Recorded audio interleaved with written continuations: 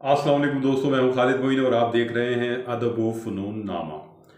आज अदब व फ़नून नामे में हम एक ज़मीन दो शायर, जी हाँ, एक ज़मीन दो शायर इस हवाले से बात करेंगे। और ये कोई बहुत अनहोनी बात नहीं है। क्लासिकल शायरी में, असातिज़ा की शायरी में एक ही ज़मीन पर बहुत सारी गज़लें मिलेंगी आपको।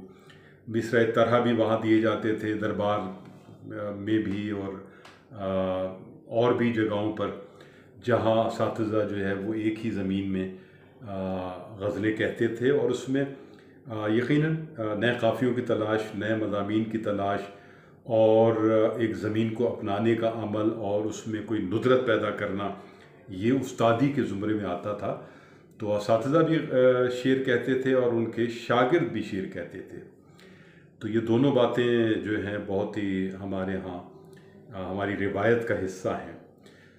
लेकिन जदीद शायरी में ज़रा सा ये समझा जाता है कि किसी की ज़मीन ले लेना, किसी की ज़मीन पर शेर कहना, ये कुछ थोड़ा सा मायूब समझा जाने लगा है। और ये बहुत, बाज़ लोग तो बहुत बुरा मनाते हैं इस बात का कि किसी की ज़मीन ले उड़ना। तो ये इन मानों में तो गलत है कि आप किसी ज़मीन के साथ उसकी फ़ज़ा को भी ले उड़ें। ये बहुत अहम बात है। अगर आप किसी गज़ल की जो फ़ज़ा है उसके ट्रांस में आ जाते हैं और कमोबेश वही चीज़ें, वही काफ़ियों के साथ और वो पूरी फ़िज़ा को दोहरा देते हैं, ये एक बहुत गलत बात है, ये बहुत ही मायूब बात है और ये बहुत एक बदअखलाक़ी की बात है। क्योंकि अगर किसी ने ज़मीन तख्लीक़ की है तो फिर कैसे आप उस पर उसको जो है अपने ही किसी हमअसर या सीनियर शायर की आप ज़मीन उठा लें और उसी की फ़िज़ा को लिख दें, उसी के मज़ामीन को इधर-उधर करके लिख दें। तो ये चोरी और डाका भी हो सकता है और बहुत कुछ हो सकता है। बहरहाल ये कोई अच्छी बात नहीं है। यहाँ अहमद फ़राज और रेहाना रूही, अहमद फ़राज एक बहुत सीनियर शायर, बहुत कमाल के शायर, बहुत जमे हुए शायर, फ़ारसी लिटरेचर के उन्होंने मास्टर्स किया था और उनकी पूरी शायरी में जो है बड़ा गुंधे हुए मिसरे आते हैं, बहुत जमे हुए मिसरे आते हैं। उनकी एक ज़मीन है कि उसका अपना ही करिश्मा है, फुसूं है, यूं है। कुछ लोगों का कहना ये है कि ये भी क्लासिकल किसी उस्ताद की ज़मीन थी जो फ़राज साहब ने उठाई। और फ़राज साहब ने ये काम जो है अपनी शायरी में बहुत ज़्यादा किया, लेकिन अपने अंदाज में बात कहने की कोशिश की। जॉन एलिया की बहुत सारी ज़मीनें उन्होंने लिखी और उस पर उन्होंने लिख भी दिया कि ये जॉन एलिया की ज़मीन है, कहीं नज़रे जॉन भी कर दिया उन्होंने। तो फ़राज साहब कोई नई ज़मीनों की तलाश या नई सूरत हाल की तरफ बहुत ज़्यादा उनका काम नहीं है। जदीद हैसियत उनकी शायरी में बहुत कम है। क्लासिकल शायरी के साथ उन्होंने जुड़कर शायरी की, रोमांटिसिज्म के साथ शायरी की और जो उनकी नज़में हैं उसमें इनकलाबी सूरत हाल भी है। तो ये फ़राज साहब कोई एक बहुत भरपूर शायर रहे हैं और उनकी शायरी जो है कुल्ली तौर पर बहुत मजबूत शायरी भी है और बहुत मकबूल तरीन शायर भी रहे, मुशायरों के भी बहुत ज़बरदस्त शायर रहे। लिखा उन पर कम गया, संजीदा हलकों में उनको उस तरह शायद पजीराई न मिली जैसे मुनीर नियाज़ी को मिली हो या जॉन एलिया को मिली हो एक सतह पर।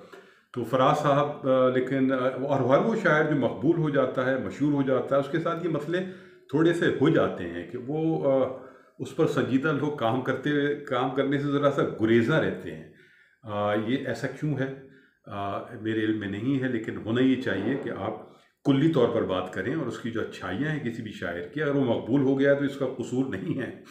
उसकी कुछ चीज़ें गा दी गई हैं जैसे फ़राज साहब की भी गाई गई, तो वो तो एक अहद के मकबूल शुरा के कलाम गाया ही जाता है। तो फ़राज साहब की इसी ज़मीन पर रेहाना रूही, जी हाँ, रेहाना रूही हमारे हमअसर शायरात में से हैं और कई किताबें उनकी आ गई हैं।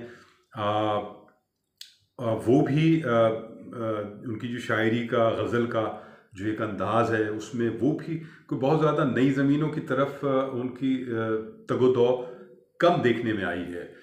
मसलन जॉन एलिया की एक ज़मीन पर उन्होंने गज़ल कही, "तू मेरे पास से इस वक्त जा नहीं, ये मेरा मशवरा है इल्तिजा नहीं, तू मेरे पास से इस वक्त जा नहीं।" तो ये नहीं जो है, ये नहीं की मतरूक शक्ल है नहीं, और तई और नई अब कम लिखा जाता है। लेकिन जॉन साहब ने भी ये क्लासिक से गज़ल उठाई, ये लफ्ज़ उठाया। और सौदा की गालिबन ये ज़मीन थी, कोई एक ज़मीन थी जिसमें तई और नई, तो नई के साथ जॉन साहब ने उसको रिवाइव किया। और ये रिवाइव करना भी बहुत अहम काम होता है। क्लासिक से कोई लफ्ज़ या कोई ज़मीन या कोई बात उठाकर आप अपने असर से जोड़ दें, तो जॉन साहब का ये कमाल यकीनन था।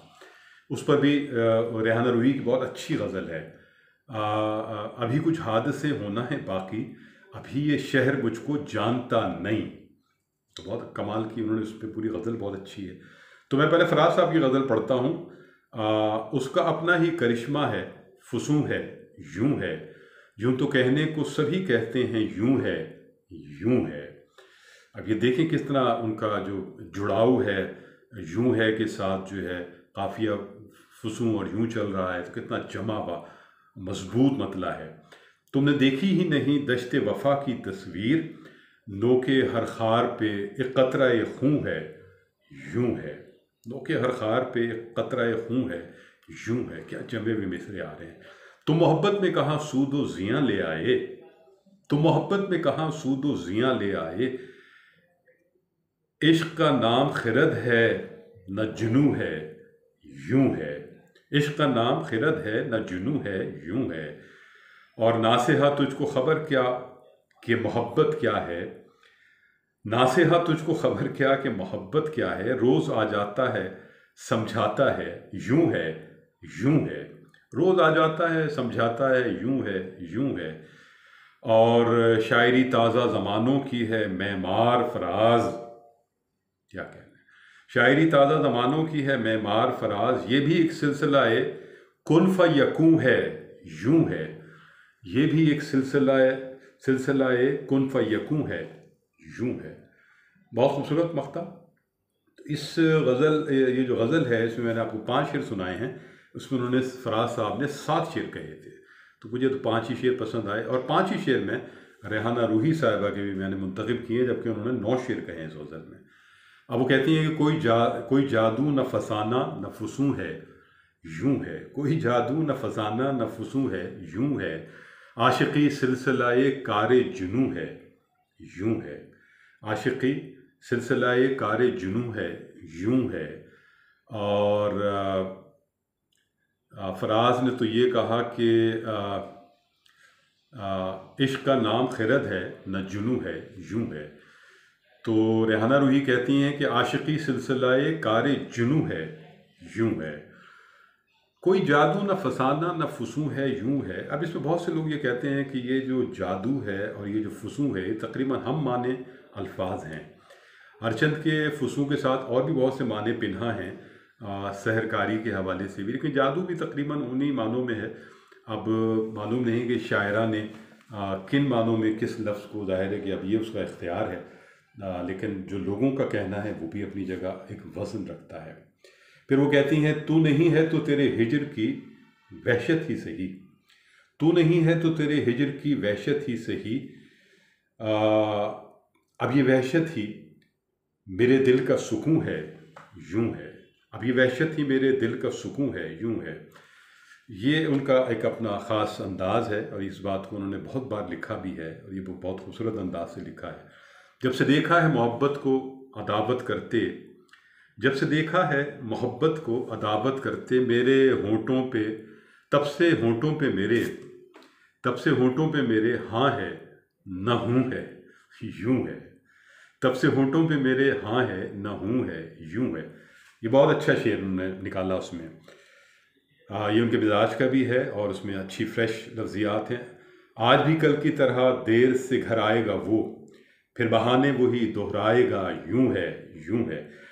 आज भी कल की तरह देर से घर आएगा वो, फिर बहाने वही दोहराएगा, यूं है, यूं है। तो ये कि निसाई लहजे के हवाले से ये बहुत खूबसूरत शेर है जो रेहाना रूही ने से बरता है, बहुत खूबसूरत अंदाज में बरता है। तो फिर उनका आखिरी एक शेर है कि अब तेरे साथ मेरा जी नहीं लगता साईं, अब तेरे साथ मेरा जी नहीं लगता साईं, तूने पूछा है नमी आँख में क्यों है, यूं है। अब मेरे साथ तेरा अब तेरे साथ मेरा जी नहीं लगता साईं, तूने पूछा है नमी आँख में क्यों है, यूं है। तो इस तरह देखा जाए तो रेहाना रूही ने इस गज़ल में अपने मिजाज के मुताबिक शेर निकाले हैं और इस गज़ल की फ़िज़ा को अपने मुताबिकत, अपने मिजाज और अपनी शख्सियत और अपनी क्रिएटिविटी के साथ जोड़ने की कोशिश की है और ख़ासी कामयाब कोशिश की है। फ़राज़ की गज़ल को आप देखेंगे तो उसकी फ़ज़ा और उसकी जो लहर बहर है वो बिल्कुल अलग है, और रेहाना रूही की जो गज़ल है उसकी फ़ज़ा और लहर बहर बिल्कुल मुख्तलिफ है। तो यही वो बात है जो मैं कहना चाहता हूँ कि आप ज़मीन किसी की भी ले लें, और अगर कमज़ोर ज़मीन पे गज़ल किसी ने भी कही हुई है तो वो यकीनन किसी ताकतवर शायर के हाथ में आएगी तो वो ले उड़ेगा उसे, और वो ज़मीन उसी से मंसूब हो जाएगी। इसलिए जब भी गज़ल कहें ठोंक बजाकर ताकत के साथ कहें, ताकि कोई दूसरा शायर अगर उसकी तरफ ललचाई हुई नज़रों से देखने के बाद उसे उठाने की कोशिश करे तो उससे बहुत मुश्किलात पैदा हो जाएं। तो रेहाना रूही की गज़ल अच्छी है, अपने मिजाज की है। फ़राज़ तो ज़ाहिर है वो गज़ल उनकी बहुत ठुकी हुई है, बहुत मशहूर गज़ल है। तो इस तरह हम मज़ीद भी बात करेंगे बाज़ मज़ीद शोरा की, एक ही ज़मीन पे दो शोरा की कलाम पर। यहाँ खालिद मोइन को इजाज़त दीजिए, और यहाँ मकसूद किसी से उस सतह का मुवाजना नहीं है, बल्कि एक दिलचस्प मुतालिया है, एक दिलचस्प तज्ज़िया था जो मेरे जहन में बात आई है। मैंने दोनों गज़लें पढ़ी हुई थी, मेरे जहन में भी थी, तो बहरहाल खुशी की बात है। तो खालिद मोइन को यहाँ इजाज़त दीजिए। अदब फ़नून नामा ज़िंदाबाद, पाकिस्तान पाइंदाबाद। अपना बहुत ख्याल रखिएगा। खुदा हाफिज़ नासिर।